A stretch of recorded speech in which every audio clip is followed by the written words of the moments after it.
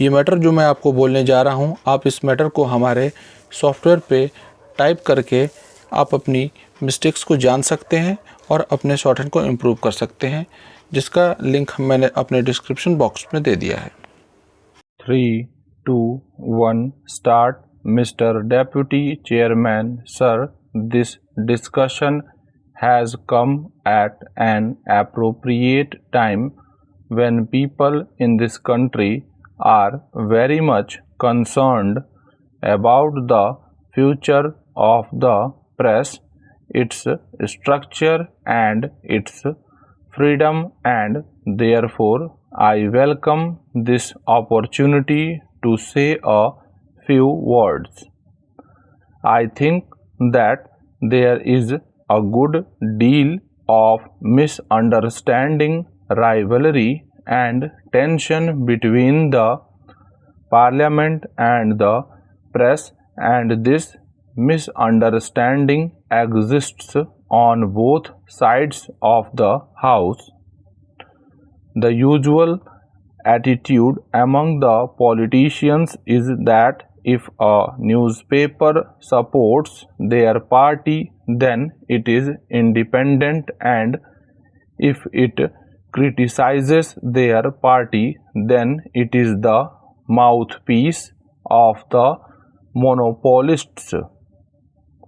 Well, sir, it is not as simple as that. We all know that many parties, when they have been in power, for instance, the DMK, the CPM, all these parties have harassed newspapers when they have been in power. Sir, this is not a situation that is new to India. It exists in all democratic countries. To some extent, it is inevitable, and we have to learn to live with it. The tension and the rivalry arise mostly because some of the functions of the press and the parliament overlap, also because the two institutions to a great extent depend on each other, and this results in a certain amount of resentment. There is also the fact that the press has a function to be a critic of the government, a watchdog of the government, as well as of the political parties, and this is often understood as hostility. But in our situation today, where we are still building a democracy, where democratic institutions have to be built up and sustained, and where our freedom has to be maintained, I think it is essential to create rather more cooperation and understanding between the press and the parliament. I believe, sir, that one of the important functions of the press council could be and should be to act as a link between the parliament and the government on the one hand, and the press and the public on the other. I feel that some of the misunderstandings that have developed since independence between the press and the government are due to certain historical reasons. Before independence, the national newspaper existed for the national movement. there was no conflict between the two. The proprietors, the editors, and the leaders of our national movement were united for single aim of removing the British government. But after independence, the situation became rather different. It is natural that after the achievement of freedom, there would be different interests and different ideologies represented in the press, just as they are represented in Parliament. Therefore, to express the press in India to support the party in power on all issues would be unfair and unrealistic. Sir, one of the complaints against the press coming from the government after the last general elections was that it did not reflect the will and the aspirations of the people, and that it has represented the monopoly interests.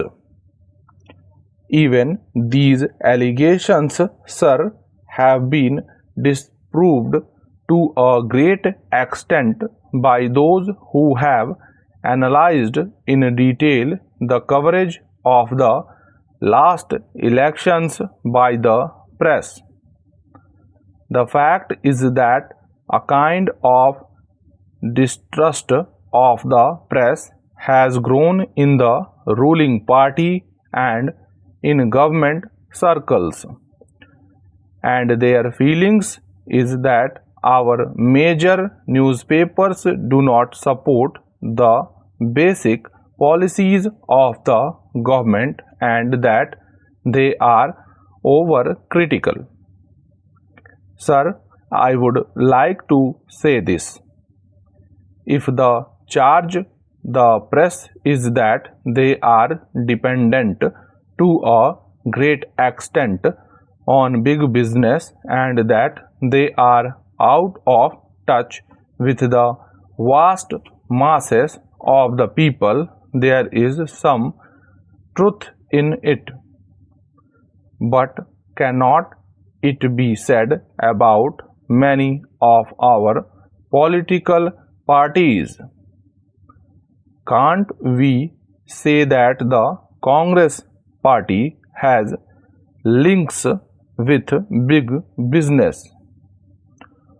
Who can deny that many of our parties often lack a touch with the masses? So, sir, the press on the whole reflects what happens around it, and its situation is very similar to that of most of our political parties and of our political system. Sir, most journalists in this country would admit that there are many faults with the press today. One of the major faults which the members of the press have themselves repeatedly pointed out is that they are not in touch with the large rural areas in the country, and they tend to cater largely to urban middle classes. But the situation can ultimately be remedied only when we have higher literacy and education and development of rural areas.